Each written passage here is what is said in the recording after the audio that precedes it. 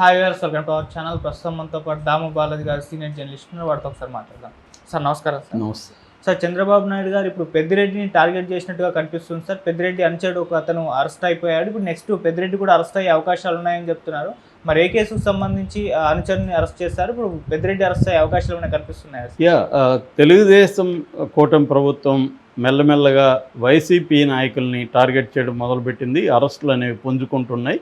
ఒక పక్క మద్యం కేసులో అరెస్టులు మొదలైపోయినాయి. ఆల్రెడీ కసిరెడ్డి అరెస్ట్ అయ్యాడు. మిథున్ రెడ్డిని విచారించారు. రెండో పక్క జత్వాని కేసు కూడా స్పీడప్ అయింది. సీతారామాంజనేయుల్ని అరెస్ట్ చేశారు. గోరంట్ల మాధవ్ జైల్లోనే ఉన్నాడు. వల్లభనేని వంశీ జైల్లో ఉన్నాడు. పోసాని కృష్ణమురళిని ఆల్రెడీ అరెస్ట్ చేశారు.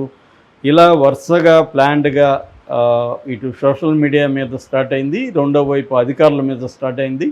అది మెల్లమెల్లగా ఇప్పుడు సీనియర్ వైసీపీ లీడర్ల మీద టార్గెట్ చేసి సీనియర్ వైసీపీ లీడర్లలో కీలకమైన లీడర్స్ ఎవరైతే ఉన్నారో వాళ్ళందరినీ టార్గెట్ చేసి వాళ్ళందరి మీద కేసులు, జైళ్ళు, ఈ కార్యక్రమం తెరలేపినట్టుగా మనకు కనబడుతుంది. దీంట్లో తెలుగుదేశం మీద, తెలుగుదేశం కేడర్ కానీ, తెలుగుదేశాన్ని సపోర్ట్ చేసే మేధావులు, జర్నలిస్టులు తీవ్రమైన విమర్శలు పెడుతున్నారు గత కొంతకాలం నుంచి. చంద్రబాబు అండ్ కో అంటే లోకేష్ కావచ్చు, చాలామంది కుమ్మక్కైపోతున్నారు వైసీపీ నాయకులతో. అందుకని వైసీపీ పెద్ద స్థాయి నాయకులను ఎవరు ఏం చేయలేదు ఇప్పటి వరకు అనేది ప్రధాన విమర్శ. అందులో పెద్దిరెడ్డిది ఒక విమర్శ. ఎందుకంటే పెద్దిరెడ్డిది ఎప్పుడు ఈ గవర్నమెంట్ వచ్చిన కొత్తలోనే మదనపల్లిలో ఆర్డీఓ ఆఫీసు, సబ్ కలెక్టర్ ఆఫీసులో ఫైళ్ళు కాలిపోయినాయి మిస్టీరియస్గా. ఆ ఫైల్స్ ఏంటి అనుకున్నప్పుడు పెద్దిరెడ్డి ఆక్యుపై చేసుకున్న భూముల వివరాలు, ఆ ఫైల్స్ అనేవి అన్నారు. అది నాలాంటి వాళ్ళకైతే విచిత్రంగా అనిపించింది. ఎందుకంటే ఆ ఫైల్స్ అంతా ఫిజికల్ పేపర్లోనే ఉంటాయా? టెక్నాలజీ వచ్చి చాలా కాలమైంది కదా, ఇవి ఎక్కడ కంప్యూటర్స్లో ఉండవా? హార్డ్ డిస్క్లు అక్కడే ఉంటాయా? వేరే కలెక్టర్ దగ్గర ఉండవా?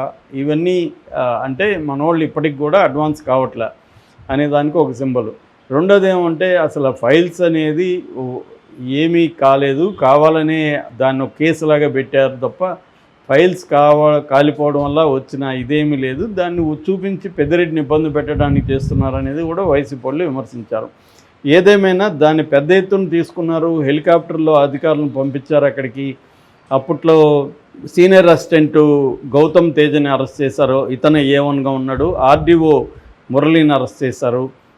ఇతను A2గా ఉన్నాడు. ఇప్పుడు నిన్న ఒక పరిణామం చోటు చేసుకుంది. అదేంటంటే వంకమద్ది మాధవ్ రెడ్డి అనే అతన్ని నిన్న చిత్తూరు జిల్లా రొంపిచెర్ల మండలం పెద్దగొట్టిపల్లి ఫామ్ హౌస్లో అతన్ని అరెస్ట్ చేశారు. ఇతను చాలా దగ్గర వ్యక్తి, పెద్దిరెడ్డి రామచంద్రారెడ్డికి రైట్ హ్యాండ్ అని చెప్తారు ఈ మాధవ్ రెడ్డిని అరెస్ట్ చేశారు. మాధవ్ రెడ్డి A3గా ఉన్నాడు ఈ కేసులో. సో మాధవ్ రెడ్డిని అరెస్ట్ చేశారు కాబట్టి ఇప్పుడు మాధవ్ రెడ్డి వాంగ్మూలాన్ని తీసుకొని పెద్దిరెడ్డిని, మిథున్ రెడ్డిని ఇద్దరిని కూడా తండ్రి కొడుకుల్ని అరెస్ట్ చేయబోతున్నారు అనేది వార్త వైరల్ అవుతుంది. ఇది ఏ స్థాయిలో నిజమా అనేది చూడాలి. ఎందుకంటే ఫైల్స్ కాలిపోయినాయి. ఏం ఫైల్స్ కాలిపోయినాయి అనేది ఎగ్జాక్ట్గా ఎవడు చెప్పట్లేదు.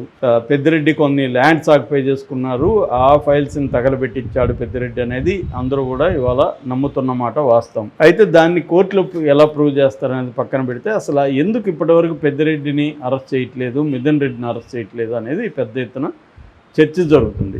మిథున్ రెడ్డిని మాత్రం మద్యం కుంభకోణంలో అరెస్ట్ చేయడానికి తీవ్రంగానే ట్రై చేసింది.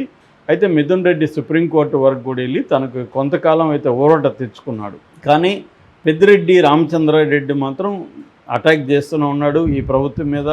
ఈవెన్ మిథున్ రెడ్డి కూడా మొన్న మీడియా సమావేశం ఏర్పాటు చేసి ఈ కేసులన్నీ కూడా డూప్లికేట్ కేసులు, మాది ఫైల్స్ అన్నారు. తర్వాత అటవీ భూమి ఆక్యుపై చేసుకొని పొంగనూరు దగ్గర గెస్ట్ ఫామ్ హౌస్ నిర్మించామన్నారు. ఇప్పుడేమో మద్యం అంటున్నారు. ఏది కూడా తేలలేదు. ఇంకా మా మీద పెట్టాల్సింది మిగిలినవి ఒక డ్రగ్ కేసు, ఇలాంటివే ట్రాఫికింగ్ కేసు, ఇలాంటివి పెట్టాలి తప్ప ఇంక వేరే ఏమీ లేవు, అన్నీ పెట్టేశారు వీళ్ళు.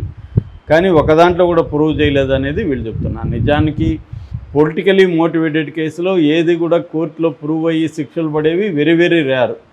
ఒక లల్లు ప్రసాద్ యాదవ్ లాంటి వాళ్ళకే అది జరిగింది తప్ప మామూలుగా జనరల్గా పొలిటికల్ రైవలరీలో కేసులు పెట్టేవి వేధించడం కోసమే. ఎందుకంటే మన దేశంలో ప్రాసెస్ ఈజ్ పనిష్మెంట్ అంటారు. పోలీస్ స్టేషన్ దగ్గర నుంచి స్టార్ట్ అయ్యి జైలు వరకు ఈ పనిష్మెంట్ అనేది శిక్ష పడకముందే పనిష్ చేయొచ్చు. మనం అనుకుంటే గవర్నమెంట్స్ అనుకుంటే ఒక వ్యక్తులను పనిష్ చేయొచ్చు. ఇప్పుడు ఈమెను తీసుకెళ్ళి 6 నెలలు పెట్టారు. ఆ తర్వాత ఏమైంది ఆ కేసు? మద్యం కేసు తెలీదు. జగన్ది 16 నెలలు జగన్ జైల్లో పెట్టారు. 12 ఏళ్ళు అయిపోయింది. ఏమైంది ఆ కేసు? ఏమీ అవ్వలేదు. సో ఇలాగ ఇప్పుడు వివేకానంద రెడ్డిది 6 ఏళ్ళు అయిపోయింది. ఏమైంది ఆ కేసు? ఏమీ జరగలేదు. కానీ వాళ్ళని జైల్లో పెట్టారు. సో ఇలాగేందంటే శిక్ష పడకుండా జైళ్ళల్లో పెట్టి కేసులు అని చెప్పి పోలీస్ స్టేషన్ దగ్గర నుంచి వేధించడం అనే కార్యక్రమం చేయడానికి కోసమే ఈ కేసులు పెడతారు ప్రధానంగా. అంతేగాని దీన్ని ప్రూవ్ చేసి వాళ్ళకి శిక్ష పడాలనేది పెట్టరు. ఎందుకంటే వాళ్ళు కూడా ఇదే పని చేస్తారు. అవినీతి అనేది ఏ పార్టీ ఉన్నా అవినీతి కంపల్సరీ జరుగుతుంది. అది వైసీపీ ఉన్నా, తెలుగుదేశం ఉన్నా, బీజేపీ ఉన్నా, కాంగ్రెస్ ఉన్నా అవినీతి లేని పార్టీలు ఏవి లేవు. ఆ మధ్య కూడా మనం బాండ్లు చూసుకున్నప్పుడు ఫండ్ చూస్తే ప్రతి పార్టీకి కోట్లు ఇచ్చారు ప్రతి కంపెనీ. అంటే ఇప్పుడు మెగా ఉంది ఫర్ ఎగ్జాంపుల్. మెగా వాళ్ళు బీఆర్ఎస్కి ఇస్తే అర్థం చేసుకోవచ్చు, బీఆర్ఎస్ అధికారంలో ఉంది.